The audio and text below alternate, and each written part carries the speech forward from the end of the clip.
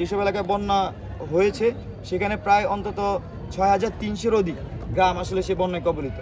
তো আর অন্যদিকে যদি আমাদের এখানের প্রোডাকশনের কথা বলি, আমাদের এখানে এই কয়েকদিন অভিজ্ঞতায় আমরা দেখতে পেয়েছি আমাদের মাত্র ২০ থেকে ২৫,০০০ পরিবারের জন্য আমরা এই ত্রাণ রেডি করতে পারি, প্যাকেজিং করতে পারি। আমাদের প্যাকেজিং ক্যাপাসিটি হচ্ছে ২০ থেকে ২৫,০০০। তো আবার অন্যদিকে সে ২০ থেকে ২৫,০০০ ত্রাণ প্যাকেটের জন্য আমার ২০ থেকে ২২টা ট্রাক আমরা ধারণ ক্ষমতা হয় আর কি।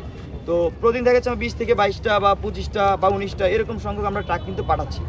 তো একটা ট্রাকে যদি ১,০০০ প্রোডাক্ট থেকে গড়ে, আমি যদি বলি একটা গ্রামের মধ্যে ১,০০০ পরিবার থেকে, তো আমরা সর্বোচ্চ প্রতিদিন মাত্র ২০টা গ্রামে অথবা ২৫টা গ্রামে আসলে পৌঁছাতে পারি।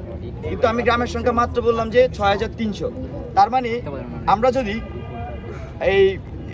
যেভাবে কার্যক্রম চালাচ্ছি, এভাবে যদি কার্যক্রম আসলে চালিয়ে যাই, তাহলে দেখা যাচ্ছে আসলে প্রত্যন্ত অঞ্চল থেকে শুরু করে সারা দেশে আমরা আসলে পৌঁছাতে পারবো না, এটা খুবই সত্য। এবং আমরা দেশবাসীকে আহ্বান জানাবো, আমাদের যেই ক্যাপাসিটি তার সর্বোচ্চ চেষ্টা আমরা করে যাচ্ছি। পাশাপাশি আপনারা সেই সকল অঞ্চলে খাবার এবং ত্রাণ পাঠানোর জন্য চেষ্টা করে যাবেন।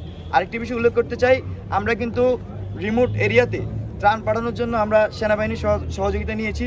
সেনাবাহিনীর মাধ্যমে কিন্তু আমরা আমাদের সেনাবাহিনী এবং বিমান বাহিনী তাদের মাধ্যমে কিন্তু আমরা আমাদের ত্রাণ কার্যক্রম পরিচালনা করছি।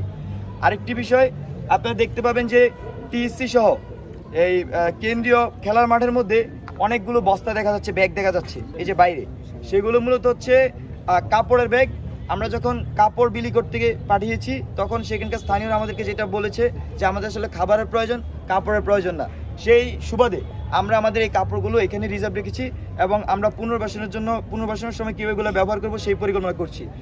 আর অন্যদিকে আমাদের সাথে সেনাবাহিনীর সাথেও এই বিষয়ে আলোচনা হয়েছে এই কাপড়গুলো নিয়ে। তারাও আমাদের সাথে এই বিষয়ে আমাদেরকে সহযোগিতা করবেন। তারাও হয়তো আমাদের সাথে এই কাপড়গুলো বন্টনে সহযোগিতা করবেন এবং সেই কার্যক্রম ইতিমধ্যে শুরু হয়েছে।